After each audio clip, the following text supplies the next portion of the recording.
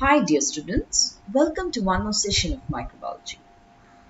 The topic of our interest today is biofertilizers. We all know that if you go to consider the agricultural field, the yield or the productivity of the soil is mainly increased when the soil fertility is being increased. And aiming a good plant productivity, we always apply fertilizers which will increase the soil nutrients. Now, what is a biofertilizer in this case?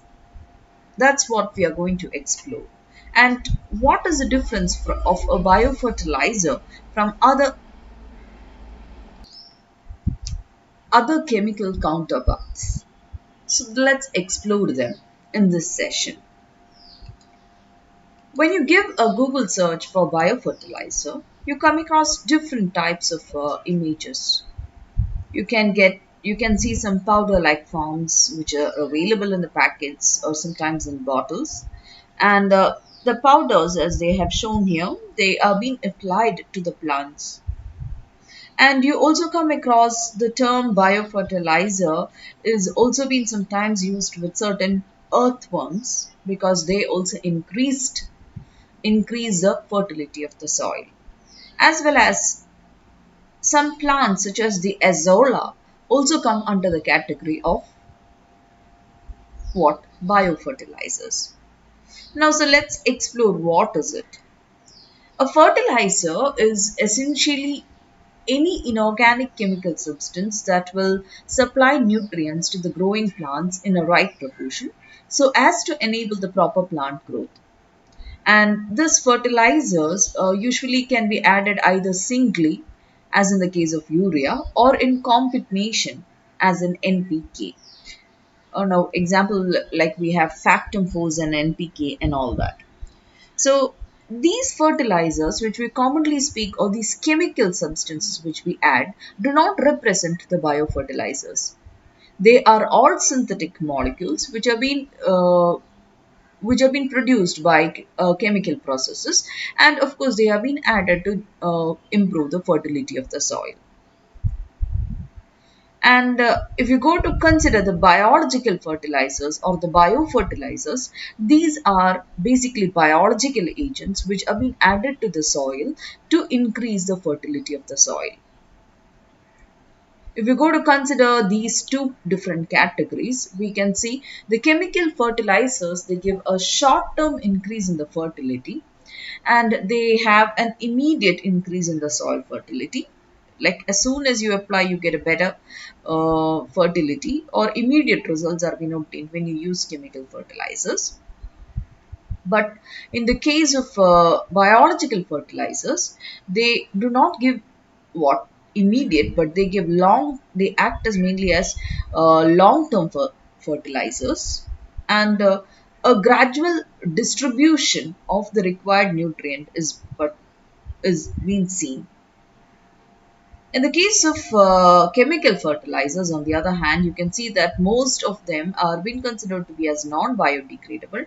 And so what happens, the residues of these chemical fertilizers could be left back in the soil, leading to biomagnification.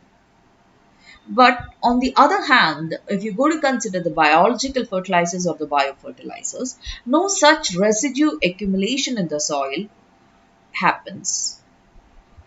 And when the chemical fertilizers are leached into the water, uh, the biological agents will have a gradual distribution, and gradual distribution of the nutrients will be found, and as well as they are being found, they do not leach into the water but they grow in the soil. Okay, so compared to the chemical fertilizers, the biological fertilizers are being found to be advantageous in various aspects because they also improve the soil structure. And you can see that in certain cases, the biofertilizers applied to increase the fertility of the soil can also act as biocontrol agents, preventing the growth of pathogens. So, in this discussion, I would like to give you a basic outline of what are the biofertilizers and how are they different and what are the types of it. That's what we're going to deal with the biological fertilizers. In detail, we would be talking about each and every section in the coming sessions. So, what is a biofertilizer? They mainly include preparations containing active or latent cells of efficient strains of certain microbes. That is, microbes can be either in the living form or that is the active form or in latent form. They might be used as preparations to improve the fertility of the soil, and these fertilizers, biofertilizers specifically, they can you normally utilize the atmospheric nitrogen to improve the nitrogen content of the soil, as well as they can also dissolve the insoluble phosphate of the soil to release phosphorus it contains in the soluble form for increasing the crop yield.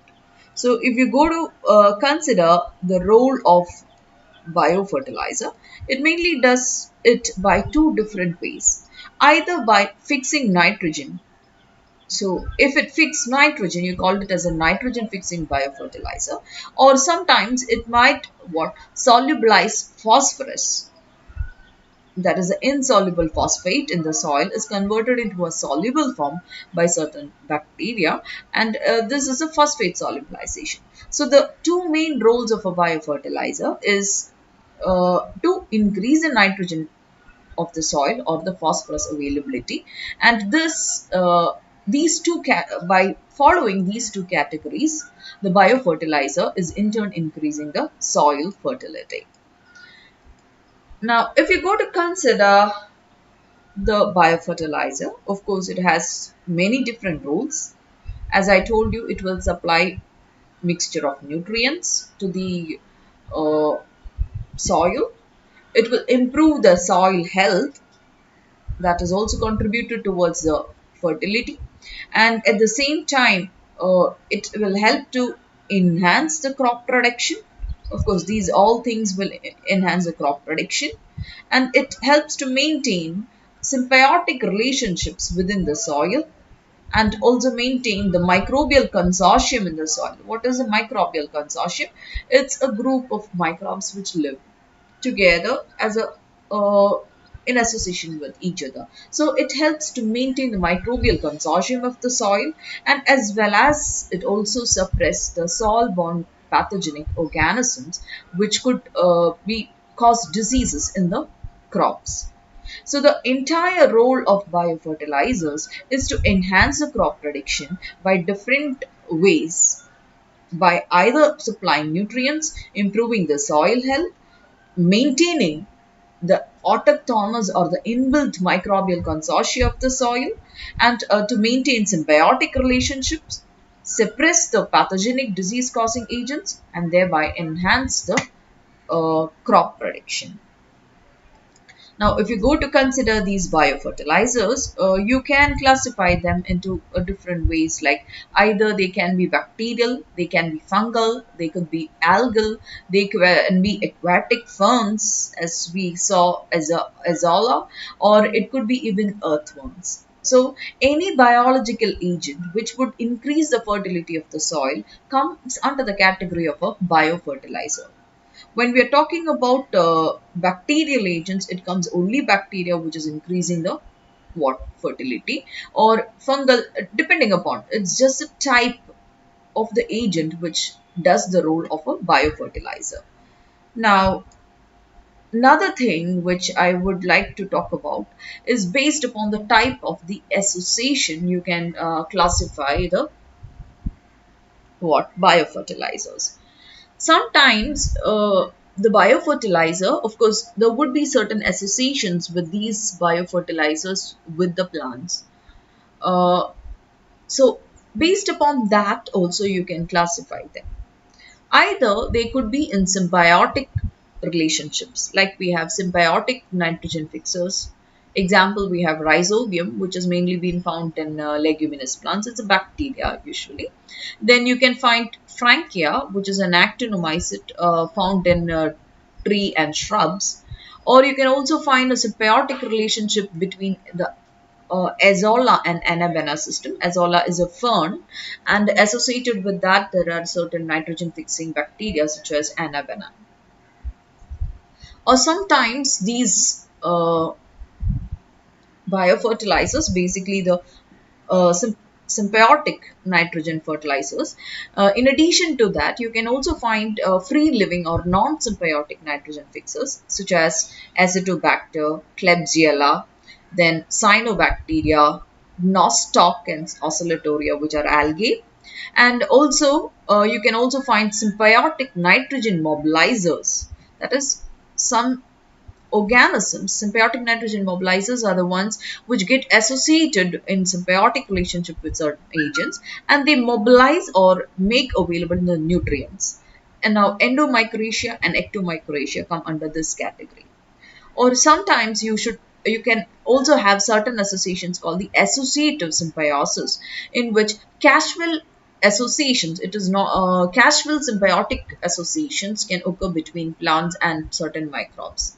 Now in the case of azoospermum, that is an example. We will be going to the details of all these in detail in the coming sessions, but I'm just giving you an outline about the different types of associations of these biofertilizers. So